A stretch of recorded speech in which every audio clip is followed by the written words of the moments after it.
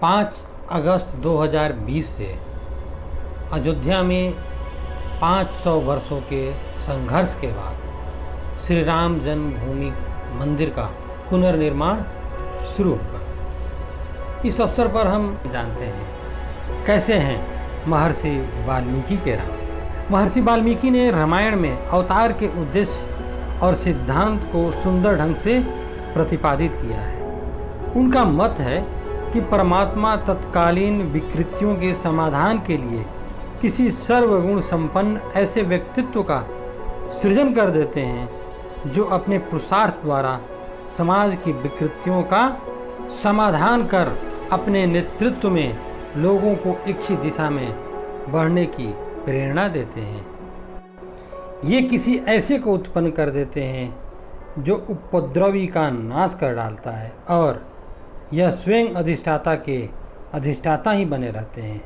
अवतारी पुरुष अपनी श्रेष्ठता प्रकट करने के उद्देश्य से आचरण नहीं करते हैं। उनका उद्देश्य यह होता है कि मनुष्य अपने जीवन में श्रेष्ठता को जागृत करने का मर्म एवं ढंग उनको देखकर सीख सकें। इसलिए वे अपने आप को सामान्य मनुष्य की मर्यादा में रखकर ही कार्य करते हैं।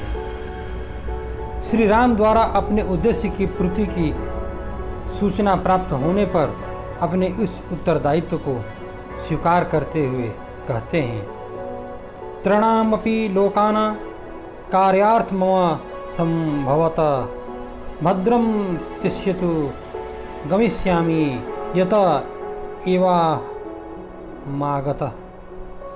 तीनों लोकों का कार्य सिद्ध करने के ही लिए मेरा यह अवतार है। तुम्हारा मंगल हो। मैं जहाँ से आया हूँ वहाँ ही चला जाऊँगा। जागृतात्मा व्यक्ति में भगवान की आभा प्रकट होती है। आत्मा परमात्मा का ही अंश है और ईश्वर अपने आप को अनेक रूपों में व्यक्त करते हैं। अपनी वास्तविकता को न समझ पाने के कारण ही हम मूर्छित से रहते हैं।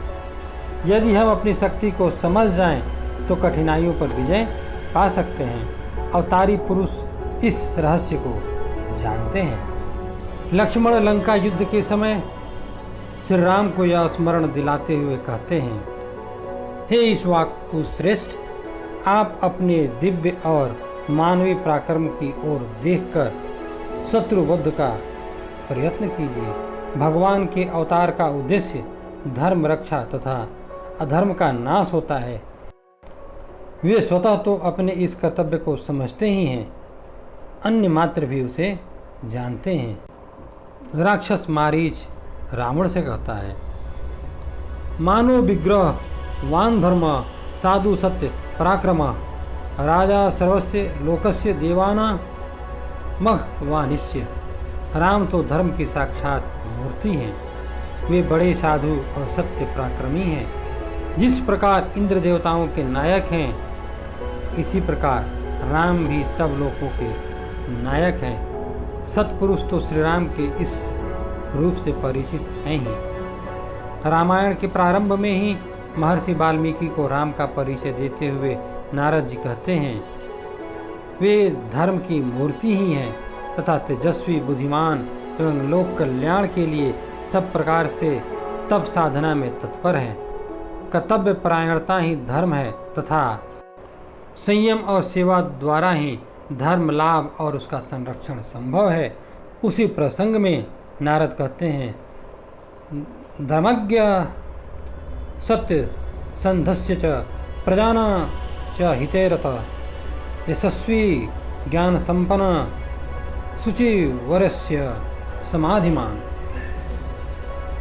वे धर्म को जानने वाले, सत्य प्रतिज्ञ, प्रजा की भलाई करने वाले, कीर्तिवान, ज्ञानी, पवित्र, मन और इंद्रियों को वश में करने वाले तथा योगी हैं। वे सगुणों के भंडार, माँ कौशल्या के आनंद को बढ़ाने वाले, समुद्र के समान गंभीर तथा हिमालय के समान धैर्यवान एवं दृढ़ हैं। राम में गुण एवं विभूतियाँ इतनी प्रखर दिखाई देती है कि उनकी उपमा मनुष्यों से नहीं दी जा सकती है। उनमें अति मानवीयता ईश्वर की झलक मिलती है। नारद जी आगे कहते हैं, वे विष्णु के समान पराक्रमी, चंद्रमा के समान शीतल एवं प्रिय, क्रोध होने पर मृत्यु के समान तथा पृथ्वी के समान क्षमा करने वाले हैं। धनुष यज्ञ के पराक्रम में राम की सफलता के बाद राजा जनक ऋषि विश्वामित्र जी से ऐसे ही भाव व्यक्त करते हैं, हे भगवान, मैं दशरथ पुत्र राम का अद्भुत, अचिंत्य तथा तर्क से परे पराक्रम देखा है। महावीर हनुमान भी इन्हें इसी रूप में देखते हैं। यह है महर्षि वाल्मीकि के राम।